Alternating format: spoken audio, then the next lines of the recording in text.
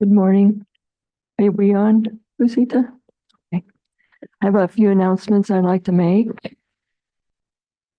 for those of us who are here and for those of us who are online. First, I'd like to just offer a moment of silence so that we can get ourselves collected, but also give our thoughts and prayers and blessings to those who are still suffering, who have been evacuated, for those who are still in a place of not knowing. Many of them are not knowing. I think here in Hendersonville we are doing pretty darn good. Even the monastery has power now. So let's just take a minute and give our best blessings to everyone, including ourselves. Thank you, everybody. In addition, I want to announce that life is impermanent. And because it is, we are, as you know, moving, but we're moving not to the old property, but we're moving to the monastery. And great appreciation for those of you that were helping us yesterday do phase one. And phase one was bringing over some furniture, chairs. You see the yellow chairs are back. And the other chairs are now at the monastery. We will be here for the next week. We need to be out of here and cleaned and holes patched by November 1st. So we've got a couple of weeks. And so what we're going to do is we're going to ask for your continued support and help for packing up this building, these rooms. We haven't quite got a date for that yet, but we'll send it out via email or text. And I will do my very best to make sure it gets out before the night before. And you all came through wonderfully with a great deal of help and support and laughter and joy and willingness. So we have boxes. I'm not sure that we'll need more. We have some boxes. But we've got to organize ourselves to get ready. These yellow chairs are not going to be used. So at the very end, they'll be probably taken. I guess the Goodwill and the Habitat were not interested in them. So unfortunately and sadly, they'll probably go to the dump. Unless anybody out there would like them, and then we know of anybody that wants them, would prefer to give them where it's needed. So we're going through some changes, and change can be disruptive, as we know, over the last few weeks. And so pay attention. Pay attention first to what's going on for you. Signs can be irritability, fogginess, upset stomach, headaches, any of that. Even if you weren't completely demolished, even if you weren't slightly demolished, it can bring up just witnessing some of the devastation by looking at videos or driving by and seeing what destruction happened. Just note that and pay attention to that and take some breaks. Allow yourself some moments of quiet. Go out and stand in the yard on your bare feet and let the earth ground you. Take some deep breaths and allow yourself the time and space to be with yourself so that you can be there for others in a good way, a skillful way. Remember, first do no harm to yourself and then to others. So that's our mission. So we will be in touch as soon as we figure out our next steps. We have the front room, the middle room, and this back room. We have a storage unit already rented. It's on high ground, and it's climate controlled. Pasita and I went, and it's great. Anybody could move in. It looks that nice. It's pretty new. So that's the status, and we'll just keep marching forward. So until Venerable gets here, let's just take a moment to collect ourselves again until she can walk through the door. Thank you. You know how you get an appreciation for something? You can just read one line or one sentence. It's not a renewal of commitment to something. It's that something opens up for you in a very significant way, and you understand more the purpose or the reason for doing something. I'm not going to go into it today because I already have a lot to piggyback on from yesterday about Vajrasattva chant. Now I'll try to get to it in a week or so. Remind me if I don't. If I don't.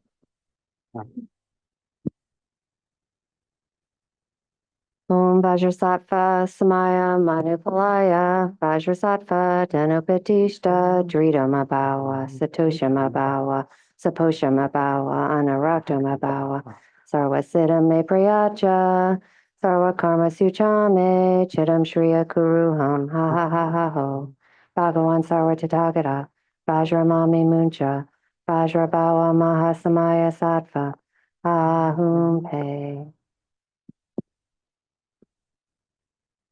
Om Panzer Sado Samaya Manubanaya Panzer Sado de lo Badi Jijo Me Bawa Sudo Kayu Me Bawa Subo Kayu Me Bawa Anuredo Me Bawa Sawa Siddhi Me Jayacha Sawa Gama Suzame Sijanju Guru Hom Ha Ha Ha Ha Ho Bhagawana Sawadacha Gata Panzer Ma Me Musa Panza Bawa Mahasamaya Sarwa Hongpe Dorji Sheng Bala Chache. Thank you. If you're riding in a car with 4 people and you're approaching a light, only the driver needs to know what that light means. You know, whether to stop or whether to get ready to stop, or whether to speed up and get through the intersection, or whether green means go. And so today we're just all riding together on the coattails of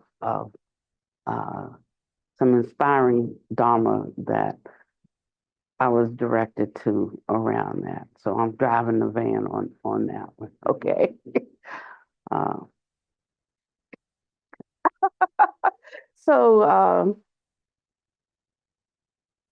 I went to bed at 5 this morning, and at 7, I got a call from my family member, and she was talking about a situation that's going on. I mean, like, we didn't have to talk about it at 7, but that's when she called, and she was telling me about my nephew. And my sister has passed, but she was saying he's doing all right. He's doing pretty good, but I'm a little bit concerned, And I said, well, if you call me at 7, you need to be a lot concerned. And so she said, well, and she told me that she said, well, it's a good thing and a not good thing. He's been on this job for 8 years, and in Maryland. But now he lives on the far side of West Virginia, but he still commutes every day to his job in Maryland. And I said, and well, I'm glad he's still working. I said, but why would he? What concerns you about it? She says, well,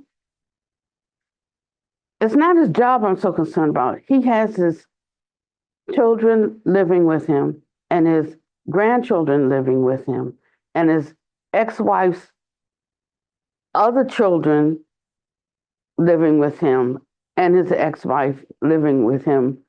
And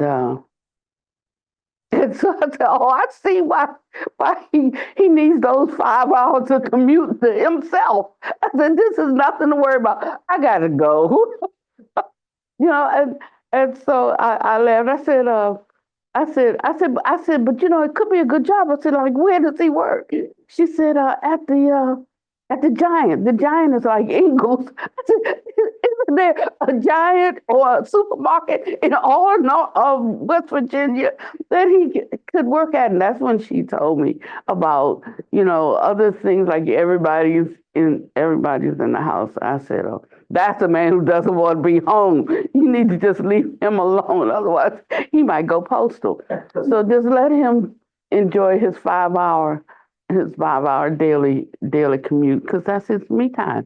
We like always like get in like problem solving for other people, and one good thing about growing in this Dharma is you start to realize, really realize in a beyond sympathetic compassion manner, you start to realize that people have to solve their own problems, and that we actually make them impotent and keep them in a cycle when we don't allow them to. Actually, it can actually border on disrespect for them, and it's certainly not friendship that we don't give them the opportunity to know their own mind and untie their own knots.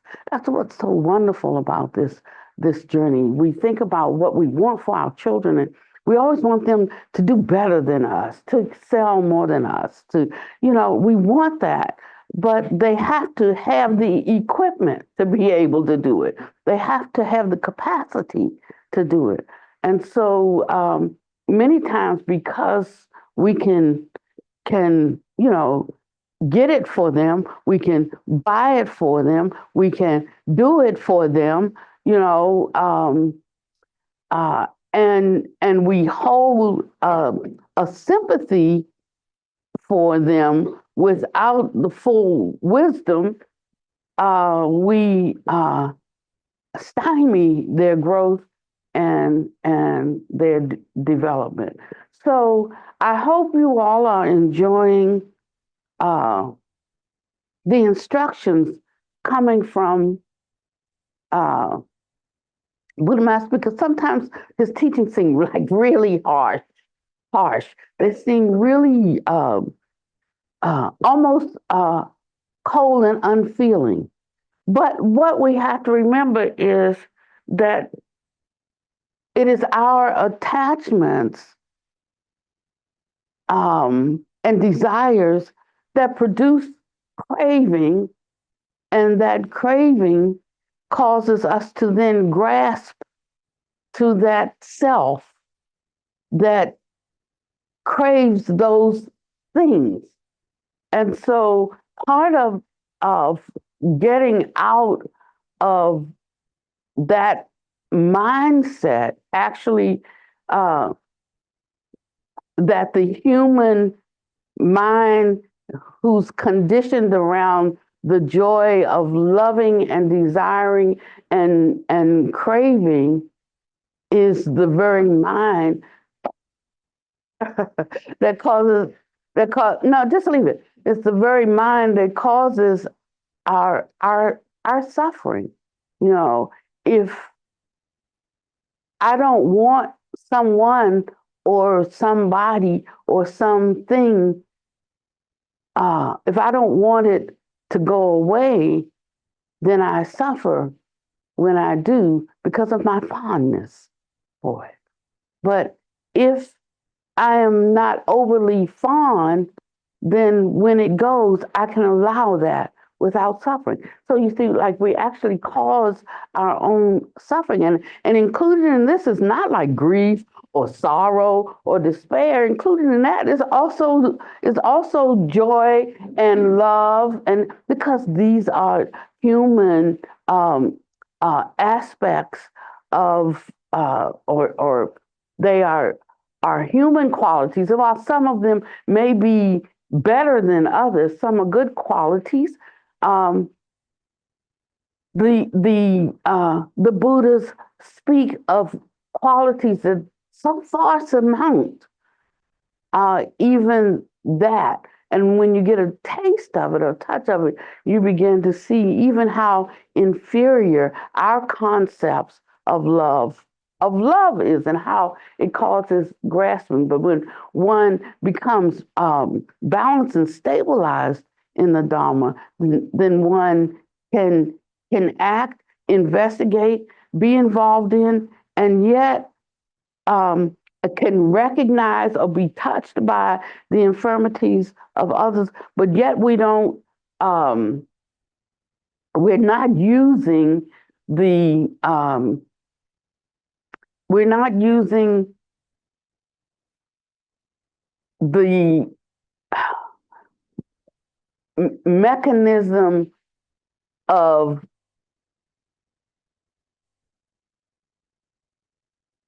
sympathetic identification that's based on self. How I would feel, if I was in that situation. How we can sidestep some of the sorrows that are absolutely not necessary, but they are just the results of the actions that we take based on the attachment to things. I was, things just come up on my phone. I don't really know how they come up, So sometimes a TikTok just jumps up, and I'll watch it or something. So day before yesterday, I think, the 50s oldies jumped up on my phone, and it was playing a song. And when I heard the song and like the words of the song, I thought about Pannavati. And when I did, I felt like I missed him. I felt sorrow. And so now I'm just singing this song, and before I know it, like I'm just crying. I'm like, wait a minute. I didn't even know him when this song came out. This song has nothing to do with any kind of relationship we had. There is something in the song. I'm attaching it over here, and now I'm feeling bad because he's not here, and I really don't feel that bad because he's not here, And so, and I saw how quickly something can take us off, that's not even really what it's all about at all, And I said, now. And in the beginning, sad songs say so much. So in the beginning, I was like, wanted to listen to it. I wanted whatever that song was, how it was pinging on my heart, and I said, this is the absolute craziest thing. It makes no sense. Get a grip, girl. And immediately it was gone. And it was just that quick. When I could see through, the attachment and the aggression, something sad though must have gone on around that time. But like I say, it was in the 50s, so I wasn't even 10. So I don't know what it was. But how the mind strings and ties to things, and we just go with it. So these practices are helping us. These practices are helping us to not attach in that kind of way. In our last class, we were talking about the 31 planes of existence. And I don't know exactly, or I didn't know exactly what I was supposed to do with it. I just got the signal that this was the place to interject some conversation around it, and I did. This is the good point about endeavoring to abide in emptiness, so that you can see when there's something that could shed more light for us, and I didn't have to think of it. Because what I think of might not have anything to do with what's needed right now. But we're always thinking, we're always thinking. And part of this practice is to relax that always thinking of what I should do, always thinking of as and just resting in a luminous space in your mind that light can shine in the area and you can see something that could be useful to understand in order to advance towards our understanding of the living Dharma. And so we got into the 31 planes, and some people were like, well, what does the 31 planes really have to do with anything? But they have everything to do with everything. And I was looking for something to tie it in, like to Buddha Master's teachings, and I didn't find anything, but I felt like I got the signal to open up that subject last Wednesday. And and by way of, let me see, do I want to do quick review? Oh yeah, this will be really quick because I did find something. I didn't find it before the talk, but I wanted to see where he brought the 31 planes of existence in, because that's a fundamental principle Dharmic teaching. And if I had tried to find it by those, like keywords, like 31 planes of existence, I couldn't find it because he didn't approach it from that perspective. He approached actually the planes in one section from states. So he introduced us into states. So if you wanted to think of one of the best ways to keep us from advancing, it would be for us to not have an understanding of the correlation between states and planes of existence, the 31 planes of existence in the Buddhist cosmology. We think that's just something like to talk about, like real, not real, whatever. Did you Xerox? Well, it's on the there. You might do your pen reading from your text. I got new eyes last year. I'm good. Thank you. And so it was like, well, what does that have to do with real Dharma? Like that's just some stuff that people threw together. And Busita and I were talking about it this morning. And she said, I was reading this, acknowledging that transmigration within the 6 realms is a legend and is untrue. Is evil and erroneous view number 17.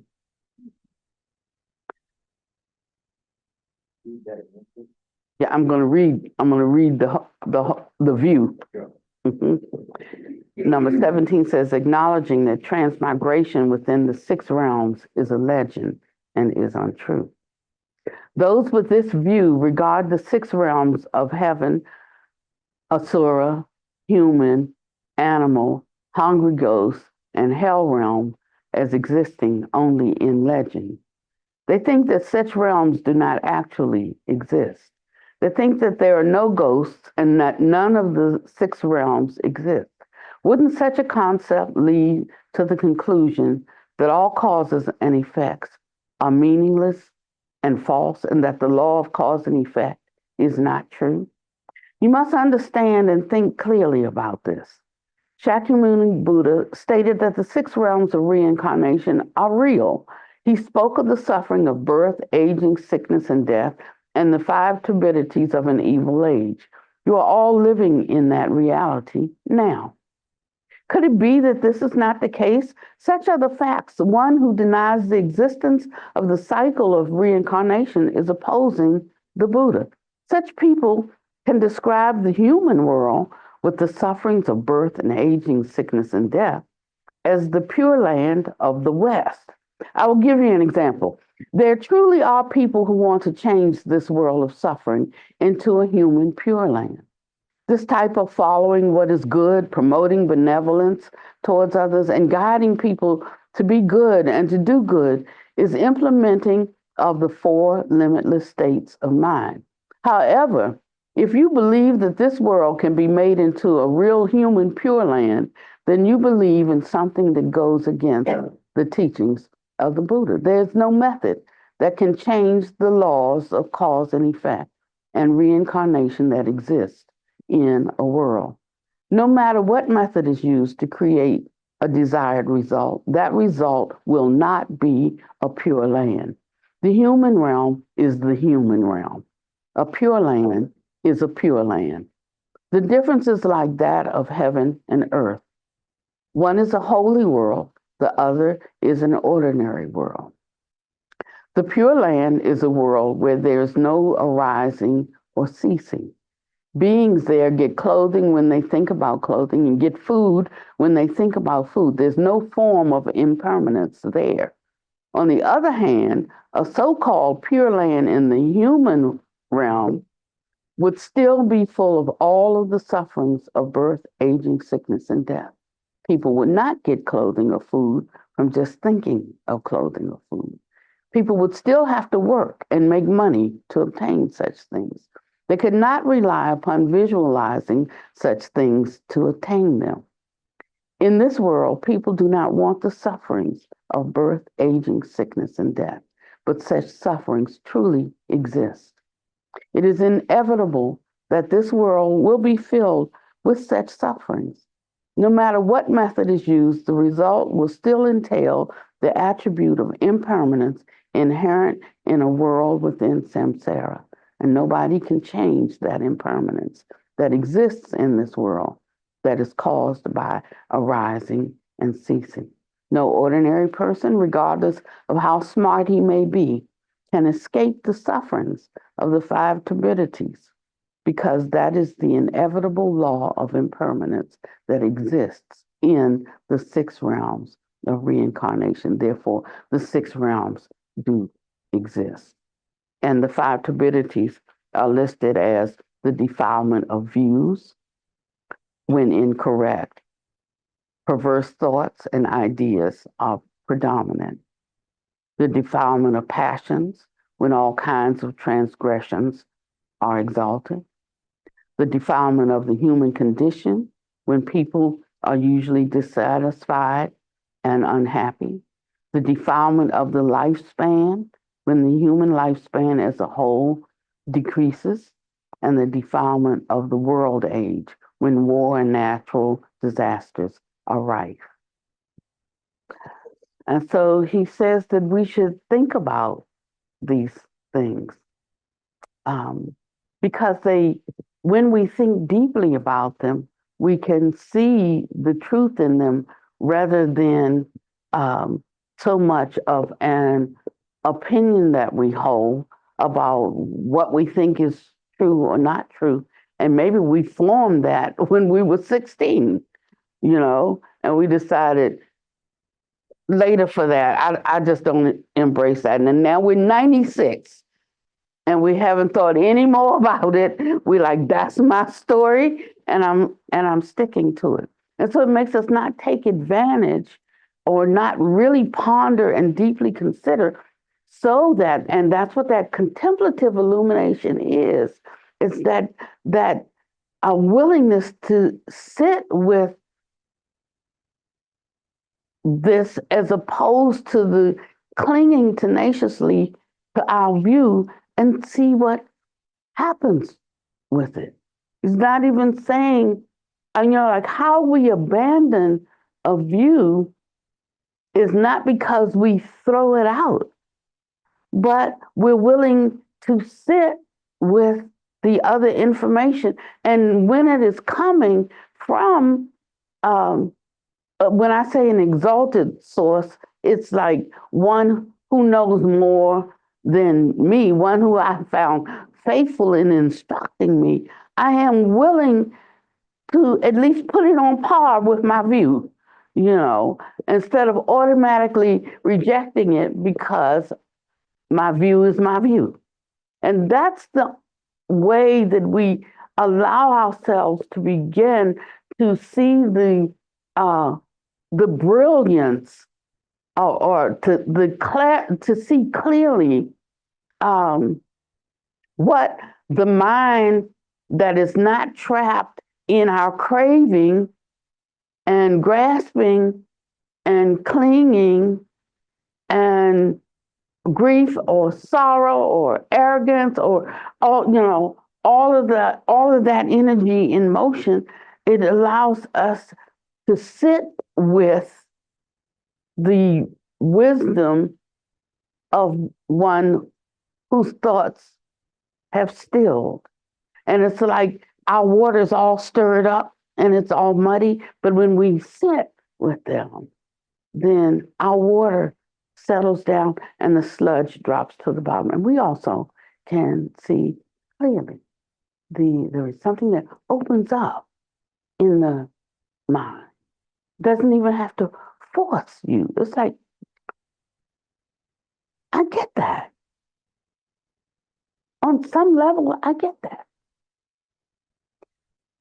If I can believe so firmly in this world and the principles that govern this one, and I don't think that this whole universe was created just for us to be on this little planet and this world. There's got to be other worlds and other conditions and other just like that govern it, and through which they operate just like this world. I just don't know them or where they are, or don't have a mode of transportation to get to them, but at least I can acknowledge that whatever I see here at whatever level of good and not good, I can assume that there are other, and now I'm just thinking physical worlds. I'm not even thinking about ones that we can't create a telescope and see. Everything has got to be way more vast than my tunnel vision. But he says, unless one wants to open to that, no one can present it to them. But if they want to open to that, then they have to open to that.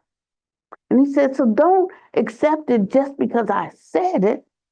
He said, but if you open to it, to the investigation of it, then you can know for yourself whether it is true or whether it is not true. There is a means by which direct apprehension and verification comes.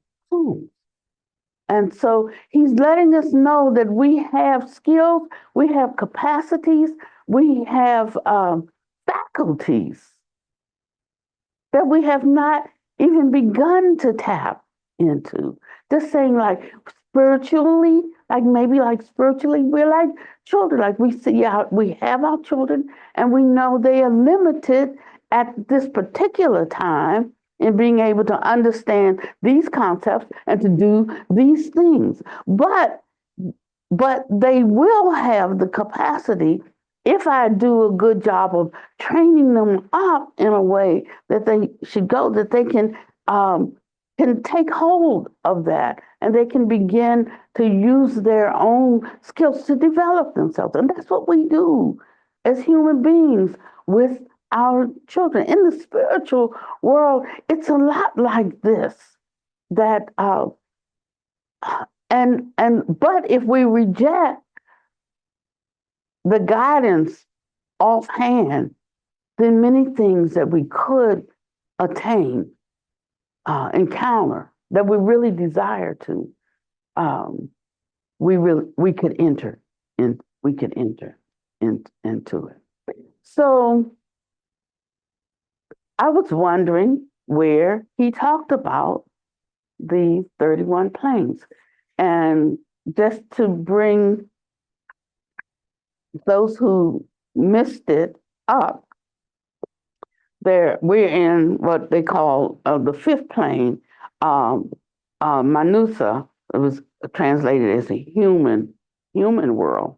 And below that are the asuras, the petas, the animal, and the hungry ghost realm, and the hell realms. The only difference is that our concept of hell realm. Well, I didn't say them in order. They are the hell, animal, ghost, asura, and human. Is the order? Ghosts are above animal, or is it? Yeah. Because the ghosts were they're they're below us because they have fallen into and they have, but falling doesn't mean they lost their powers. It just means they've fallen in their behavior. So they're very powerful, but they're beneath the human realm. This is the most in terms of person. yes, Man, it could be worse than this.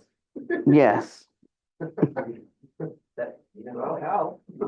They Yeah. tell the story of the kingdom of Kabbalah, like Buddha taught the Dalai Santo, and they became so realized that it instead at some point the causality of that entire place left this realm and wandered up someplace else.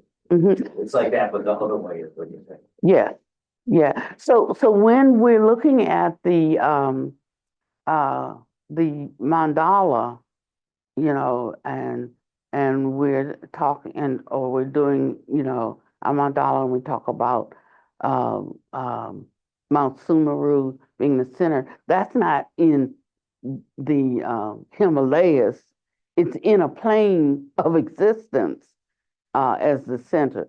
And we talk about the four continents, of which one continent is like the human world is one of the continents. I mean, if we're doing things and we, like really, the more we know what things symbolize, the more meaning they have for us. And you can't know it all at one time, but you like do it layer by layer. And so in the South is where the human realm is. Somebody told me, who told me yesterday? They were citing another source, and they were speaking, Jim, that I forget, you want to cite the source, Jim? Well, this is a teacher, Judith and I had, who was Southern Youth, he was a Pueblo medicine man. Okay, hold on one second. Grandfather, he talked about the direction of the South being the direction of duality and reflection. And so it was, it was striking. He was from Pueblo, but those of us who think that these four continents represent our human world, we think like, well, what's in the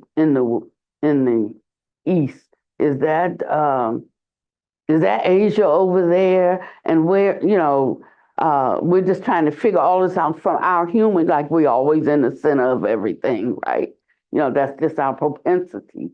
But it's speaking of like these different planes. So in one sense, they are stacked. In another sense, they're interdimensional. And if we don't have sort of a glimpse of this, then it's like everything becomes sort of like two-dimensional, and it's information, and so there is an engagement and an entering into this mandala, that allows us to be able to traverse it.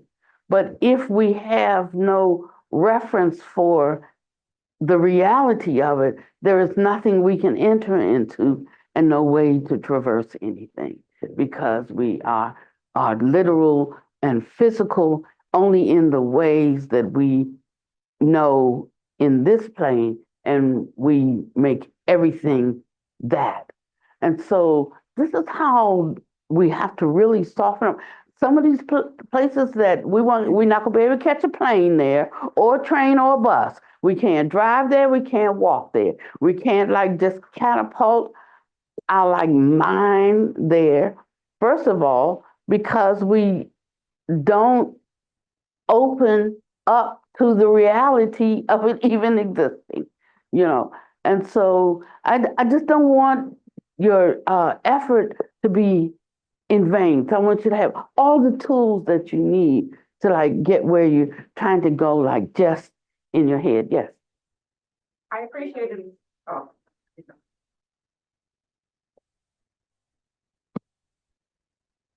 I appreciated part of what Kadara had said on Wednesday, because it's something that I too had put, not efforted thought, but reflected upon many times, about how many times in my own human realm am I vacillating between hungry ghost, animal. I know I'm not at the space of anything above human, but when I think about the stories of the hungry ghosts, I find that one, for me personally, extraordinarily beneficial to my own practice and my own cultivation, because I don't remember where I had read it, but the difference between one state and the other is that the hungry ghosts are starving for what they need, and the long spoons are sitting there on the table and they're taking care of themselves and can't feed themselves. But the state above that is to the recognition of, if we take the spoon with food and help the person across the table from us,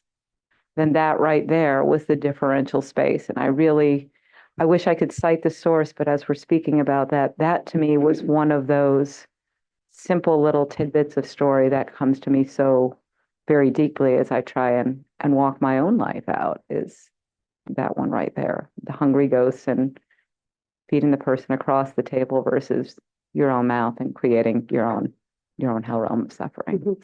Okay. And so in these, and this, but there is actually a hungry ghost realm. So it's not a mental concept or psychological concept, is what I'm saying. And so we try for our comfort, you know, and bringing it back to what centers around us, the way our minds work. You know, we always bring these and relate them to our um, mode of thinking or to our reality. So we make it a psychological concept. We tie it into the way that we see this world. I read an article a few weeks ago. I'm talking about line upon line and precept upon precept from Psychology Today. And they made such an important observation, especially coming from the field of psychology. And it was one sentence. I hope I brought the right page. Yeah.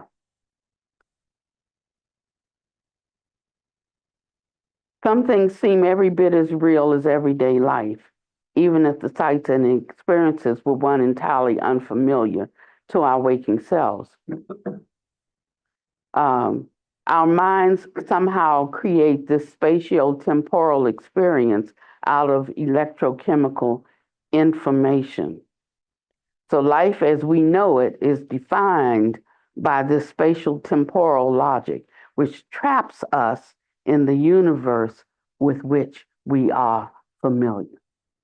So that's what we're constantly doing, taking information and trying to reallocate it to meet, you know, the world that we know. And in this sense, I'm not saying the world that we know is not real, like thinking, false because it's impermanent and that because of causality, that anything and anyone manifests, phenomenally. It's not right there. I'm not talking about that way. I'm talking about the logic that we use that traps us in the universe with which we are familiar. So we take these things as allegories, as for example, so that we can just further concretize the way we see things and know things.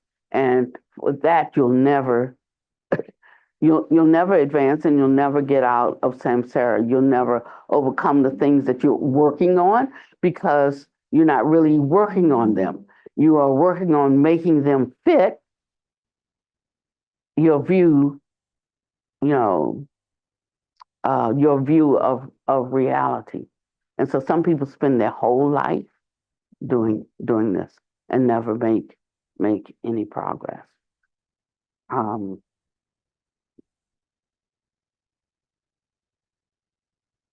And so I thought that I'm not going to do it right now, but that's why it's important to keep the 128 evil and erroneous views. I go through them myself like every, I don't know, maybe every 2 months, and then one will drop off and one will get on like that. Like, I don't know if I don't know about that one, Yeah, and it's not that I denounce it as not being true. I say, to be honest, I don't hold that as true. That's all I can say. I can't say that it is not true. I say, right now, where I am and how I'm looking at things, I can't fit the pieces of the puzzle together. Exactly. Instead of reclassifying it and me turning it around to fit my view. So that's what I. So we missed it. He started talking about it on page 35. 30.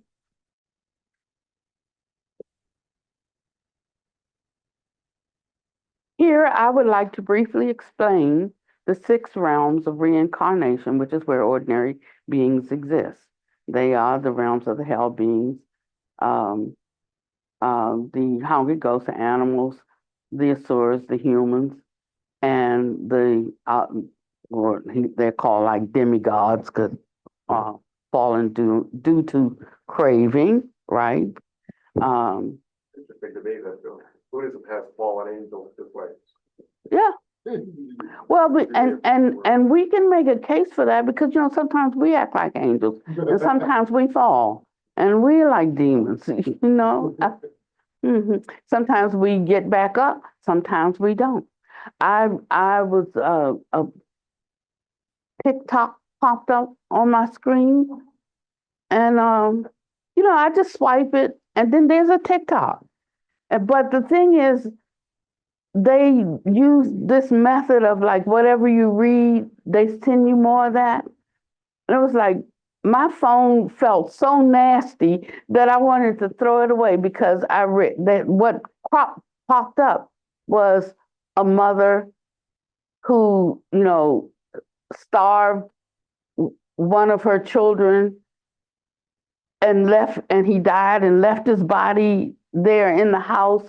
And then her and her husband or boyfriend moved into a different apartment and left the other 2 children in there. And for a year, that boy decomposed in that house. And now this is human beings. So if you can't embrace the notion of a hell realm because hell doesn't sound compassionate, you need to keep thinking, because humans do things like this. And then after that, it just gave me thing after thing of the most horrible. I mean, I couldn't even imagine another family where they ate the child. They killed him and ate him. Another where they broke all the ribs and bones in a 4-month-old. And I mean, I don't want to talk about it anymore. It was so brutal and unbelievable. And TikTok had 1,000 of them. Now we have to ask the question, how much of that was created by AI? No, but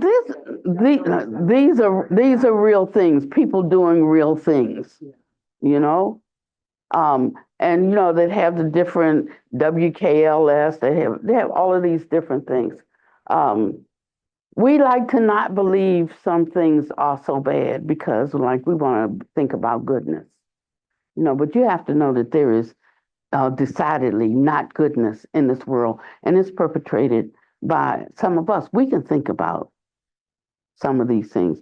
We have even done some of them. It may not be that bad, but somebody in our family did a horrible thing that we wouldn't even reveal. We wouldn't even tell it, you know, because we just don't want to accept the truth of it, you know.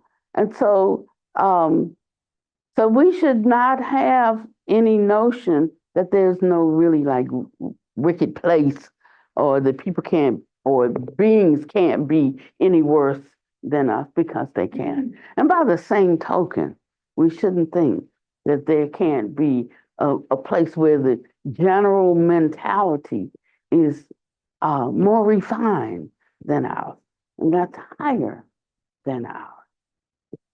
Aspiration to want to. Sorry.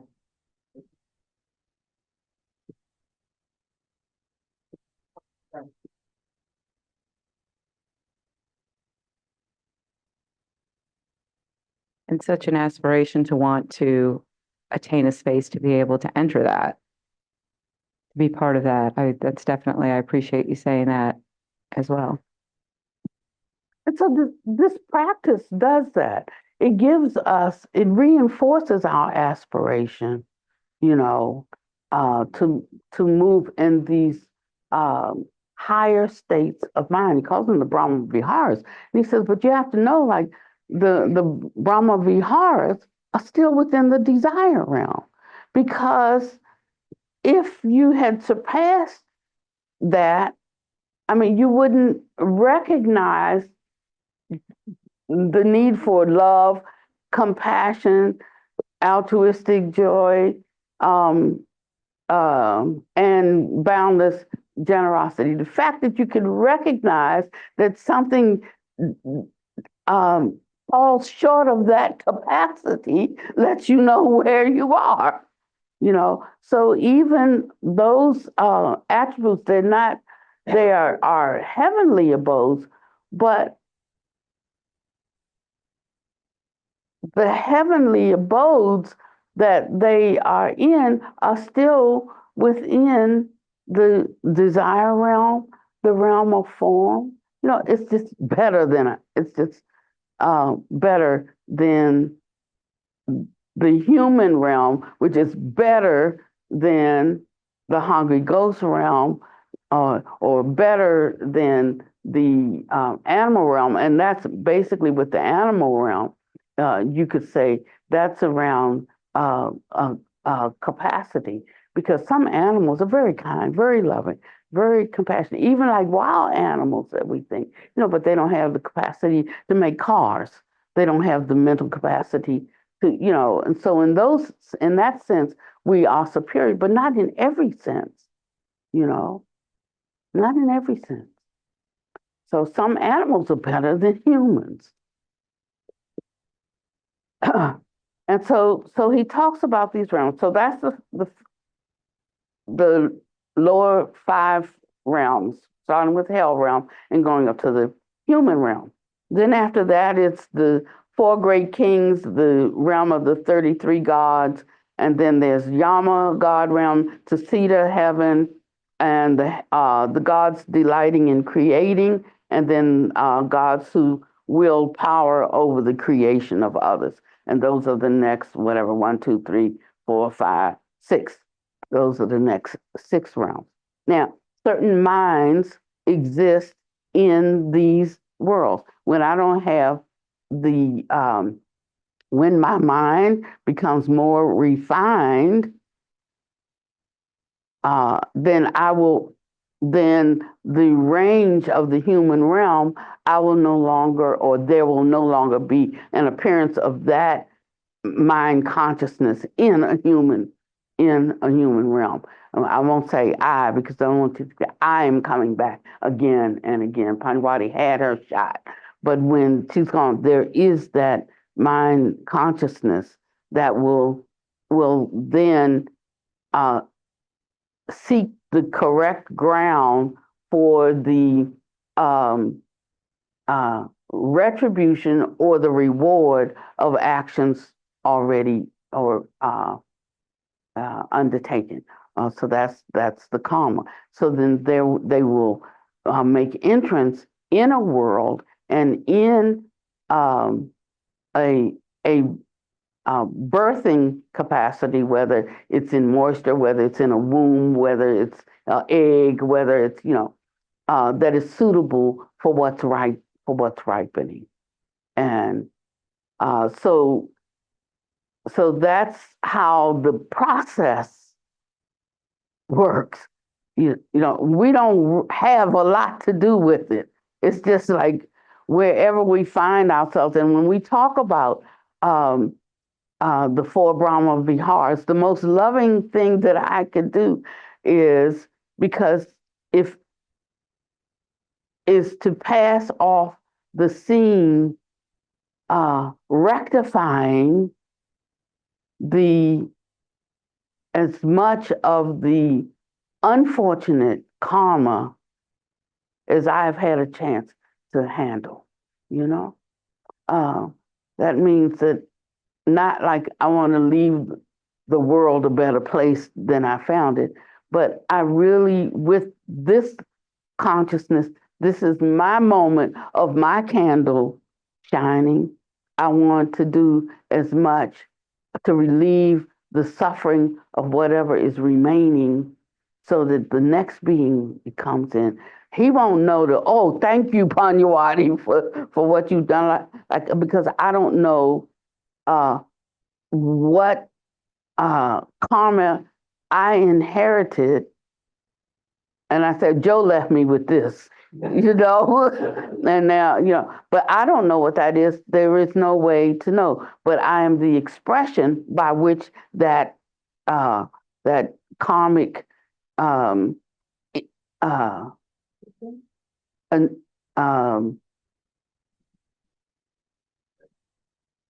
by which that karmic expression gets worked out. It gets worked out in me. So everything that I do wrong is not because of me. It was like what I inherited, this mind stream that I inherited. And I have a chance to like polish the mirror a little bit more for the next, or perhaps completely overcome it and get out of the realm of samsara and into the realm or the place of when I say non-existence, it means it's a place where there is no birth and no death. And so you can see that's not within our frame of reference of understanding, because we understand birth and death. We don't understand what came before or what comes after, but we understand living and dying because we see that in our world, and we have a fear of that, and we count our birth as the beginning of something. But what did it proceed from? Had to proceed from something. And we can just say, we don't know, but we can't just, well, it didn't proceed from anything because I don't know. No. And so just being open and not being frigid around discounting because we don't have an explanation. There are a lot of things we did not know at one time that now we do know, you know? And this is the same as that. I mean, like if you don't want to be wasting your time, I'm talking about. But if you want to have something to do in life and just to kill the time, then handle it a different way. And so we talk about this first, this plane of sense desire, and it's not just ours, these 5 lower planes, each one being a little bit more refined, a little bit more goodness, a little bit more expansion of clarity, a little, and so we shouldn't fear levels. Even including desire for goodness. So even in the realm of desire, we can have that in desire goodness. Mm-hmm. Yeah. Yeah. We have a desire for joy. We think like joy is a good thing. I like joy. It sure beats sorrow, but it is still a desire. That once you have it, and not, I think that's, sorry. Mm-hmm. Just talk loud. I'll repeat And it. then the clinging to that, not just the desire for it, but when we have that, the clinging to it creates a level of suffering too. It's not just the negative things that happen that cause the suffering. It's that clinging and attachment to, hey, things are on an upswing right now. We Right. have the desire, you get what you want, and then you cling to it, and that's the attachment. Right. That's exactly right. So right now we think clinging to the good things, like that's what life's all about, right? That's the best part of life. Like I say, I like joy, but I have to watch myself with joy because I know how to use joy as an antidote to sorrow. So if I get in a funk, I know how to get out. I can just switch. I don't have to pull you down into my funk. I don't have to call you to rescue me. I know how to use joy to get out. But I have to be very careful with joy because then there becomes the desire for joy and the grasping and clinging around it that ends up, we're always getting skewed and going to an extreme. Yes, Nancy. I'm reminded of one of the stories you told that was one of the clearest, and it was the beautiful Ming vase that, and he said, why would you have that? You're not supposed to be attached to things. He says, I already see it as broken. And so it's fine to appreciate and enjoy, but know that things are going to change. So be in the moment.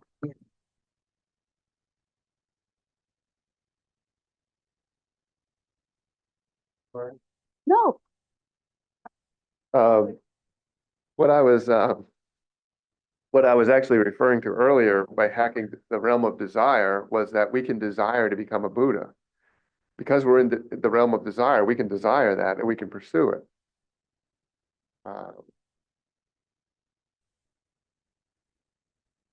Seems easiest to sort of accomplish in this particular human existence. You're in the hell realm, seems you're busy with a lot of crazy stuff. Yeah, got issues to work out. But yeah, I just love this idea of hacking, kind of the way things are, hack it to what we want to get to. And I was saying, like, one reason why this is the most advantageous realm is because of the longevity of the devas and the brahmas. It just takes a long time. And it may not seem long to them because their relativity, their life is relative to their world and ours, but it said by comparison, one day is like 1,000 years. You see what I mean? So there's enough brevity in this life, to yeah, and when they may fall and they may never get a chance at redemption, I mean, it may go on forever. Like all we have is now. All we have is this time.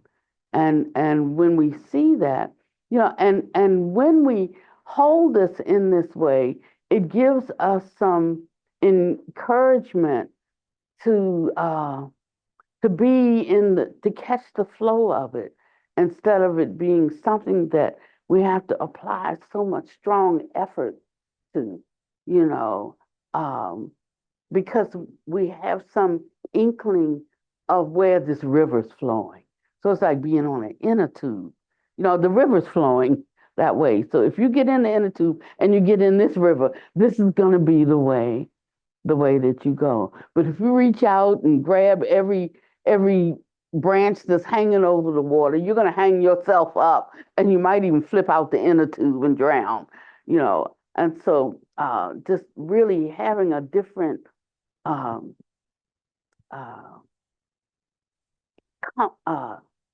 communion with the process is what can become so beautiful and so sweet and completely outside the realm of what our mind creates for us. And we could actually see reality as it is. So when you have those the planes of the sense desire, which include all the way up to us, the fifth realm, right? And then the other 1, 2, 3, 4, 5, 6 realms, and those are the deva realms. So devas they are in samsara, right? The realms of samsara, and then you have the first 3 jhanic realms. That would be, these are Brahma realms, the retinue of Brahma, or the followers of Brahma, the ministers of Brahma, and the great Brahma. And those 3 realms, a certain type of mind, certain mind stream, certain capacities of, for instance, they don't, their desires are not around food and sex and things. Like, we have our specific things here, but in those realms they have their specific things, and that's more around beautiful things, beautiful objects, palatial things, just things of great beauty, basically things of great beauty. And if they want something, they don't have to like go out, hunt it, cook it, and eat it. You know, if they have a taste for something, they can visualize that, and so they feed in a different, you know, like in a different way. And so I mentioned that when Panyadeepa and I were studying out at one monastery, and he was given a practice of eating the sun and the moon, and I didn't get the practice, and she said I wasn't qualified, and so I couldn't do it now. So I got upset because I think I'm pretty spiritual, you know. Matter of fact, I think I know some things that he doesn't know. You know, he just carries himself in a certain way. I said, you know, and but she said no. What she gave me was an imitation practice of imagining the sun and the moon and doing the practices that went with it, but I had to stay in the house. And so he's outside, he's out there engaging, he's looking directly at the sun, and he's whatever his practice was with that, because he couldn't tell me, it was secret, but he was there doing it, and I'm sitting in the house, I'm saying, this is bullshit, you know. So I decided I'm going to go out and I'm going to do my practice, and I'm going to do it with the real sun and the moon. And all of a sudden, she comes running downstairs, yelling that the Dharma protectors told her that I was doing this practice, you know, and she chided me, and she said, don't you know, you'll kill yourself because you don't have the mind qualities to do to do this practice. But I felt like I was being denied something that I wanted, you know. And that's how we think about these things. And so we get offended if there's a no on something, you know, but it was like you don't have the physical or the mental or maybe even the desire, because I like everything. He didn't eat that much. He was almost like gone beyond food, you know. But and that was a practice he could undertake, but it wasn't one that I could undertake. Now, why was it? To be able to say I don't eat? No, it was that the body was organizing in such a way that it, and the mind refining in such a way that it didn't need certain things. Now, that backfired on him when he got old and when he went fully into Buddhism in a certain way, he stopped doing those practices. And when he stopped doing those practices, the need for the body for nourishment returned. But he didn't follow up on that. So I was saying that when I got his first death certificate, it said natural causes. But when I got his ashes back and they had done everything they did over that year, the first cause of death was malnutrition. Second was sepsis, you know. But he felt that he could live, and he didn't have a desire even, you know, for food. And he was and chocolate chip cookies, right? You know, and so so they have different body composition, and they have different mind. You know, their mind is in a different bar or framework, and those are the three lower or Brahma worlds. Now, this is the Outside Samsara. That's the first outside of Samsara. no, they're within. No, they're still in Samsara. Those Brahmins are still.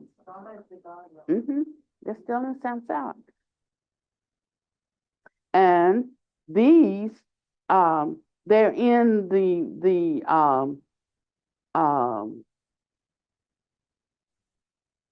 not the plane of sense desire.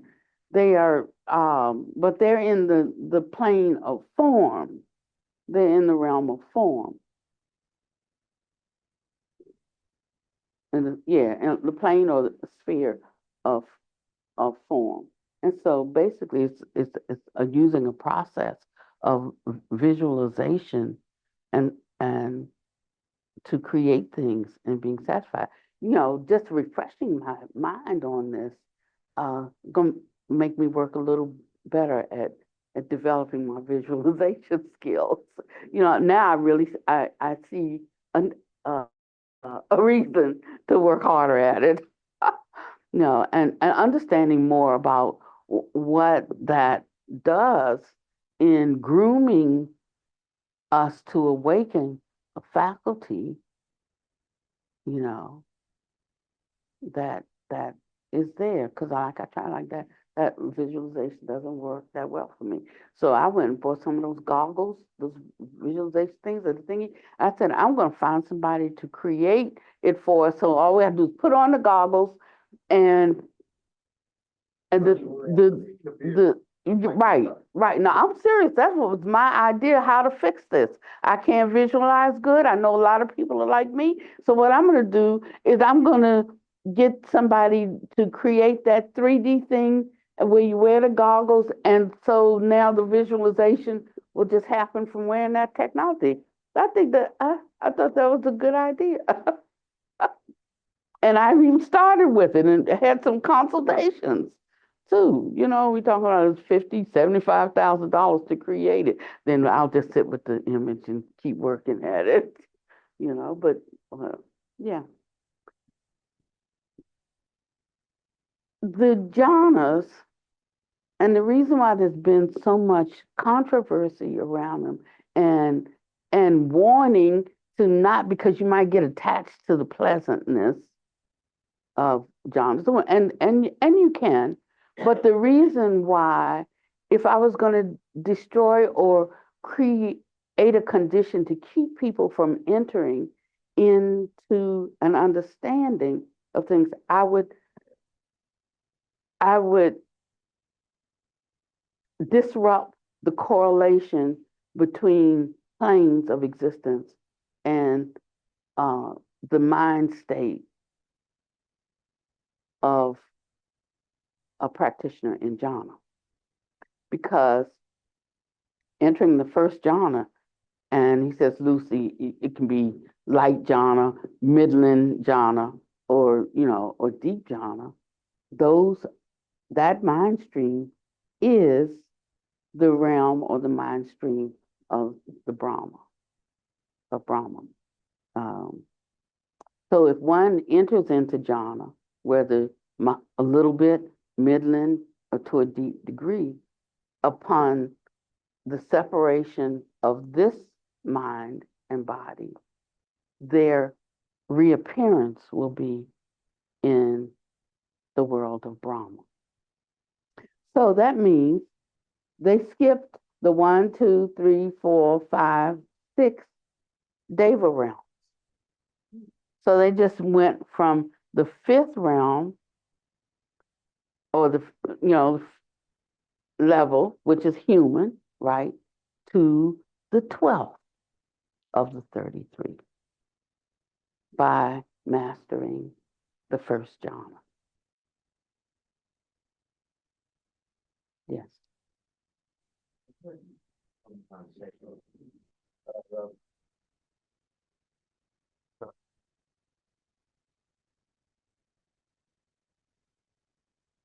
That it's advantageous to be born as a human because in the higher realms, like it's so comfortable there that the desire to want desire, like in a good sense, right? Like we talk about it bad, but there's the other side of it, which is if you don't have the desire to cultivate or liberate or emancipate, like probably won't do it.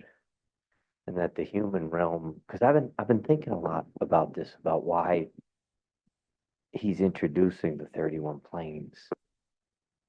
And some of it feels like not as an intellectual exercise, but one thing I know is that travel stretches the mind beyond its current comprehension in a way that just reading in a book doesn't. And if you believe like you can break the 4-minute mile, then you probably can, right? So the view of like not falling into that view of seeing it as a legend, but really knowing this is a vast tapestry, and seeing the greatness of being born a human, but also in tying into the jhanas, like you're telling us essentially what I've been hearing you sort of start to pepper us with is there are keys to take you places, right? Right. There are methods to take you places, and different methods like take different amounts of time. You can take a car, you can take a bus, you can take a train, you can take a plane, or if you can visualize and enter, you can blink. You know what I'm saying?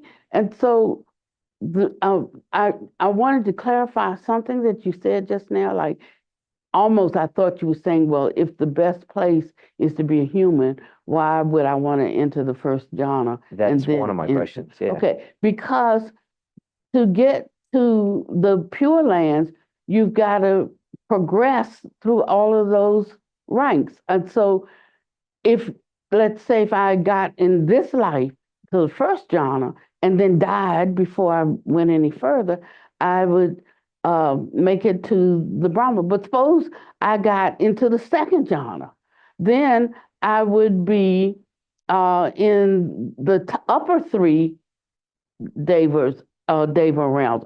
But suppose I got to the third jhana, I would be then in the 3, 6, the 7th, 8th, and 9th planes. But suppose I got to the 4th jhana, then I've crossed the whole ground. Now to cross the whole ground, you don't cross the whole ground in one blink, one leap. you know, but you have to start somewhere. You can't say, I'm gonna just stay here in the human plane until I can blink and jump to the end. You know, so everything is incremental in its development. And how far you go into it, though, is partly up to your effort, partly up to your interest, partly up to karma, you know, karmic forces. I mean, we're in the stream now. We can't say, well, let me like map this out about what I'm gonna do and how we're in the stream. And so we're making our incremental our progress, you know, bit by bit. But he's just telling you what all the qualifications are and where a little bit of effort takes you, where a middling amount of effort takes you, where a lot of effort takes you, and where effort and the right karma, the right conditions maturing can take you all the way. So for some of us, it is possible to go all the way to Buddha. For some of us to go to levels of bodhisattvahood. For some of us to arhatship. For some of us to just come around the next time and make it a little bit better than it was last time. You know, but in all of this, we put forth effort according to our interests and our desire. That we're already in the river. And so, does that clarify for you? Yeah, yeah. Because karma is going to keep rolling. It's not going to stop. It's going to keep rolling. So where do you want to be? Where do you want to be in it? You know, and so that's why we're making this. Why we're making this effort to, and the greatest effort is to understand it, because once we begin to understand it, the achievement is almost effortless. The wrestling is with our mind, like actually, do I want it? Do I, you know, that's where all the wrestling goes on. But once we become truly committed to the process, and I'm speaking of one who's not totally committed to the process. I know that because I can go home and think about something that I should do and decide I'll do it tomorrow. You know, so I'm not saying it as one who has overcome, but how I can understand enough of my own mind to know how much effort I'm putting into something. When I'm putting a little bit in, when I want to make y'all think I'm putting some in, or when I think, you know, this is really about knowing yourself. It doesn't have anything to do with anybody else, and it really doesn't have anything to do with anything out here. You know, this is all about knowing one's self. And at the end of this one's self is like our intrinsic nature, our Buddha nature. I never thought that I could be a Buddha. I still don't think I'm gonna make it, but I'm gonna make some progress. But I never thought that any of that progress that I think is possible now would be possible. I didn't. But the more I'm beginning to understand, then the more I think it's possible. You know, and the more that I think it's possible, the more I walk in it like it's possible. And the more I walk in it like it's possible, the more it becomes a reality for me. And that's how we change the nature of appearances. And it's really about dropping the dirt and dust from our eyes. And that's when I talk about intellect, you know, it's not, I know it seems like I'm dinging it all the time, but I'm really not. It is a high attribute, you know. I'm just saying that it doesn't carry the kind of fuel that'll take us where we're wanting to go. We need a different transport, a different vehicle, different faculties to really undress those capacities. And so I love reading about these kinds of things because I know where I am on the spectrum, you know, and I know some things that I can do. But he says that you shouldn't even begin to work with meditation until you understand like the principles of the territory, until you understand how things work, where they work, and why they work. Then you can work them. And if you try to work them without knowing how they operate, that's how we hurt ourselves and we continually roll around in samsara. So one of the hardest things for me was stepping back from meditation until I learned more about the principles, you know, of the path and how they work. And I'm not talking about through popular Buddhism. That is just good for the masses because I'm reaching for something that the masses are not reaching for. So I need specific, specialized instructions for one who really wants to surmount and attain. And I need to know what I want to attain and why I want to attain it. You know, because if I think things in this world, temporary as they are the highest levels of pleasure, then I won't have a mind towards renunciation. But when I have seen their limitations, then I can cultivate a mind towards renunciation. And I don't mean giving everything away and going off into the woods. It doesn't mean any of that at all. I thought it did. That's why I did that, because I thought it did, you know. And so we find ourselves where we are and we keep going. If I can have 5 more minutes, it's 1:32. I just wanted to read a little something here because this is on page 3. So it started at page 35. I'm sorry. I don't even need to have that on. This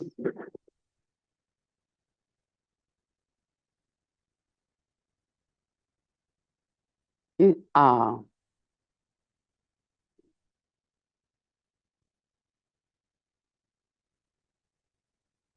he talked about you should end the cycle of birth and death. Do not enter death. You have to break away from death. In this process of impermanence, there's aging and death. And then he goes into the, he was talking about the 12 links in conditioned, you know, origination. And says, now as to death, it is called the starting point leading to the next life. That is, with a single thought, the embryo is planted and the mind consciousness goes in. So that's the sperm, the egg, and the gondaba, right? The mind consciousness goes in, and that creates a building, a being.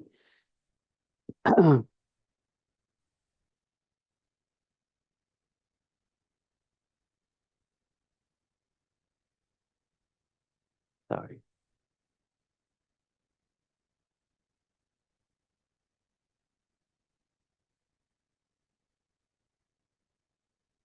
Mm.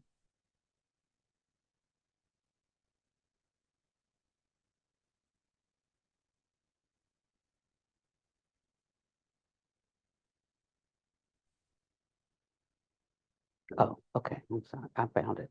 Now, as to death, it's called the starting point leading to the next life. That is to reincarnation. With a single thought, the embryo is planted and the mind consciousness goes in first and once again goes on to reincarnate. Whether one will be a human being and what exactly one will be depends upon the effects induced by the causes that have already been planted, and the circumstances will appear in accord with one's karma. However, you should not walk this road. You should act according to the Buddha Dharma and understand the truths of prajna. Make a firm determination. Stand up and embark on prajna's path of the reality of true emptiness and attain the state of realization. There are two ways of contemplating the 12 links of condition origination. One is called contemplating in forward order, the process of transmigration, and one is contemplating in reverse order, the process of extinguishment. With contemplating in forward order, one follows the sequential order of the 12 links to observe the falseness and degeneration of human life and engender a mental state aware of impermanence.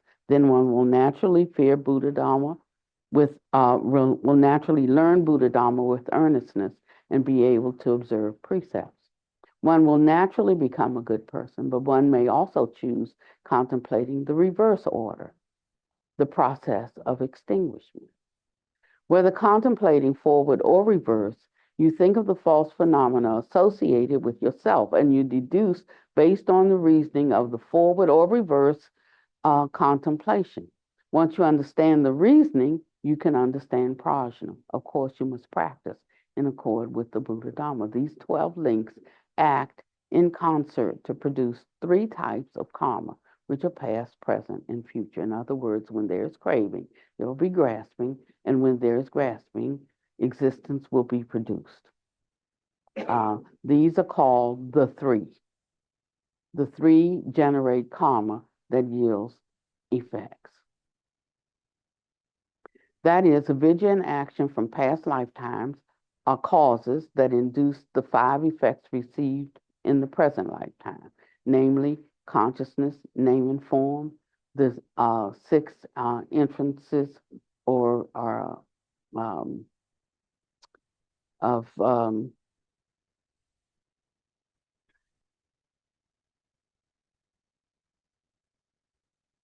bases and internal base gates that meet up with external conditions from what we see here: taste, touch, smell, and think, eyes, nose, tactile sensation, taste, and yes, thinking. And it is the causes of craving and grasping, though, that induce the birth of the future life. And once these causes all come together and exist, they will naturally induce the birth of a future life. These are the 2 layers of causality connected with past, present, and future, which we call the 3 times. This is the relationship between causality and the 3 times. And once you understand that the relationship among the 12 links of condition of origination, once you understand the layers of causality spanning the 3 times, I tell you that at that very moment, you are already a minor scientist of human life and the universe.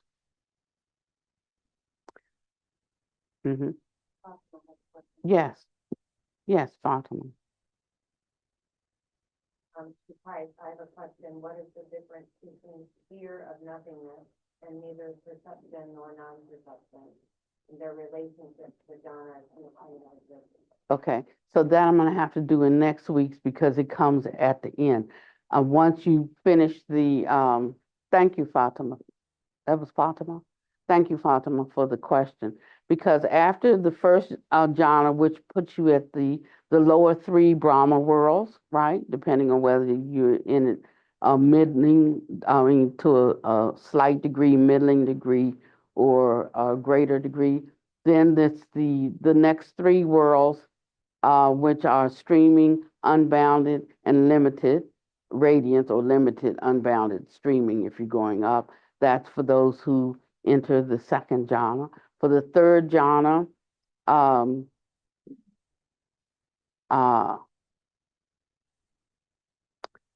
there would be the refulgent, limited glory, unbounded glory, refulgent glory, and then when you get into the 4th jhana, that would be what's called the very fruitful, and then beyond that, you go into the realm of the unconscious as body only, no mind.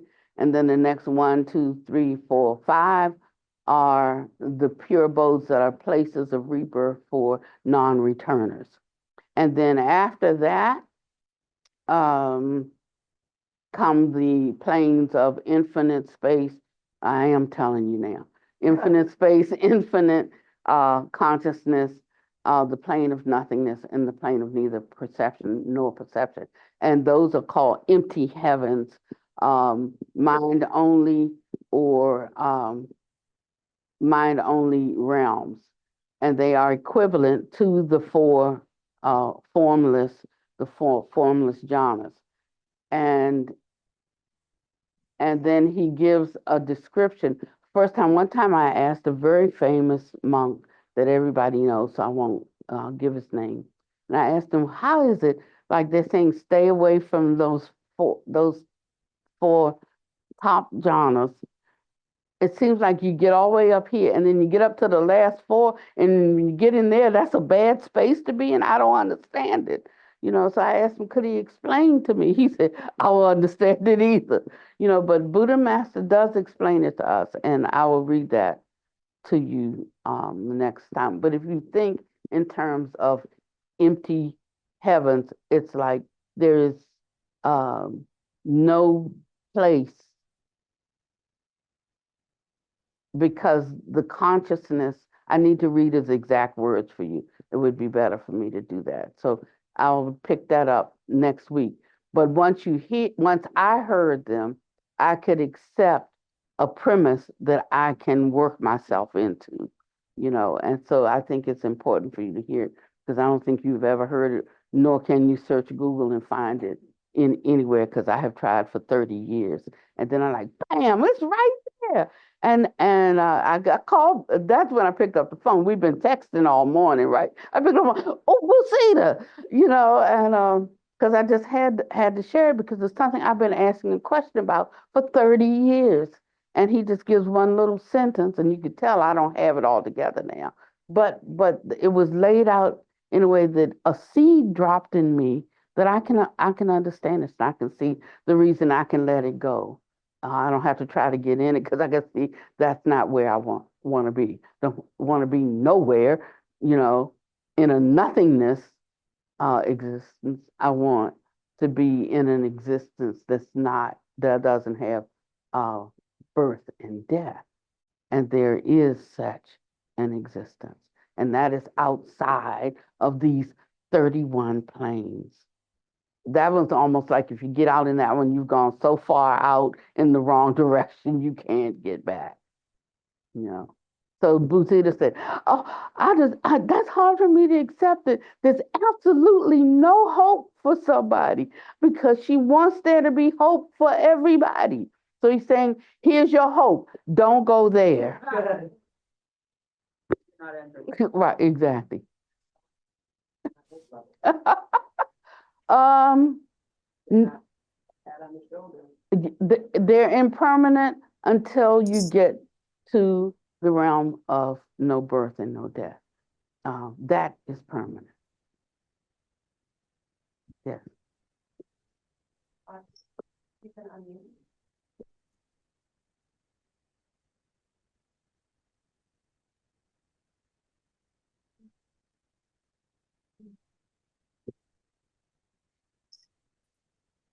I got this question from the Sutra 26, the Noble Search. It's one that we really started with you and Venerable Pannavati, and there the explanation when Buddha leaves the first teacher and the second teacher, and one is because of emptiness and the other one is because non-perception. I have a hard time to understand the difference.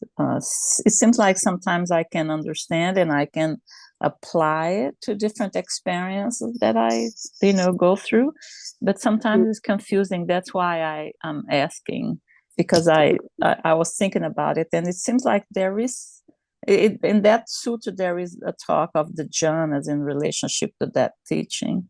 So that's why I asked this question. Thank you. Yeah, and the thing is, there really is an answer. We accepted it on faith, because of what we have found to be true. And whenever I would ask any expert monk that you really know and could explain it to me, they couldn't explain it to me. But Buddha Master did. So if actually you can set an appointment with Soma, I'll put you out your misery. I can let you, but I'll do it one-on-one with you. Because I'd like to just tell you exactly what he says instead of me trying to paraphrase it. Is that okay? I'm glad you're asking the question too. As it's an important one particularly for Theravadins. It's important because we delved very deeply into some aspects of this, and then we got to the end, and we just couldn't figure out the rest, and we didn't have anybody to ask. Yes. Thank you. All right. You might have just given me, always listening for things that add to my practice. So I heard that if we use the 12 links of dependent origination as a way of contemplating transmigration, did I hear that right? So we can use the 12 links of dependent origination in the forward direction to contemplate. So each, when I do my practice, I do the 7 preliminary joint practices. One of them is contemplating transmigration. So is there a suggestion there that we could use the 12 links of dependent origination somehow to practice that one contemplation? I could add, sort of add a method to my contemplation of transmigration instead of just trying to imagine myself out of my body. And he says you can take it in its forward order, or you can take it in its linear order, in its reverse order. And so what he suggested is you take it in the reverse order. And then he gives the explanation for that. So you could, And that was around page 35 or something? no, now he's into the 300s. Yeah. Yeah, I thought it said forward for transmigration, reverse for extinguishment. For extinguishment, right. I don't understand what extinguishment is. Is extinguishment at the end of transmigration, or is extinguishment? Transmigration is a rebirth into the different planes, but where we're going for is extinguishment, which is emptiness, and that you realize through taking it in the reverse. Extinguishment of the cycle of birth and death. There's different methods for different minds and for different aspirations and objectives. So he's giving, if you need it in the linear way, like going up, then take it forward. If you are divesting, then take it backwards. So extinguishment of the cycle of birth and death is the way to understand the word is extinguishment. Yes. Because we don't want to go to nihilism. Right. Thank you. I have to say, and we're through. I called Busita because I said, Busita, I'm where I am now, like around these in this part of the book, like I'm all messed up. I'm like, all I can do right now is stop, because I thought I understood where it was going. We're doing all of this work, and then when he gets up in this section, now he's just reversing the whole thing. And I'm not ready for the reverse yet. Yeah, I'm not ready for the reverse. Maybe this time next year I will be. But it was like too wonderful and too simple. That's why I know I didn't get it. Too wonderful and too simple. It was almost like y'all going through all this work because y'all think it takes all that. Mm-hmm. That's all I better say about that. Yeah, thank you. Somebody, close us out, please. All hearts and minds clear.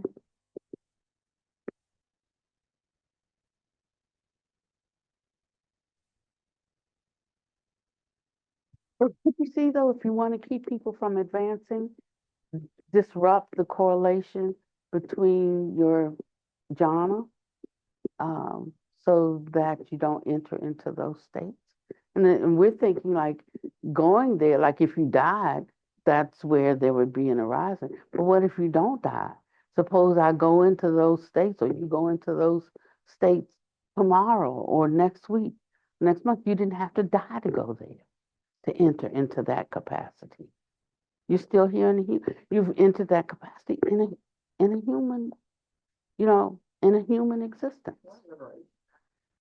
And having carved that out, then when we finish with that particular meditation session that we were in that jhana, and we go walking around, we've carved a little capacity. We've carved that out, so it can't be uncarved. And he says, but don't pay any attention to it. It's just like your mind, your own mind. We're actually trying to cultivate a jhana that's outside of the 31 planes. Well, you're not trying to cultivate a jhana that's outside, as you are. I mean, something that's just going to be a repercussion of actions. It's going to expand one's consciousness, that's moving them closer and closer to realizing and therefore operating in their original nature, their true nature. So it's allowing our blinders to fall flat. We're not trying to cultivate that for that. That's the result, or yeah. But we're not trying to do it. It happens when we do these things. And that's different than efforting, trying to do something. It's to say, where you land when you do this successfully, then this is what opens up for you.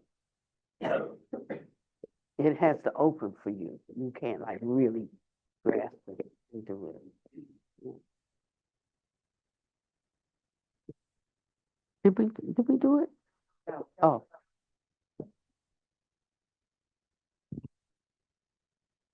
We dedicate the merit of our time here today to all living beings everywhere.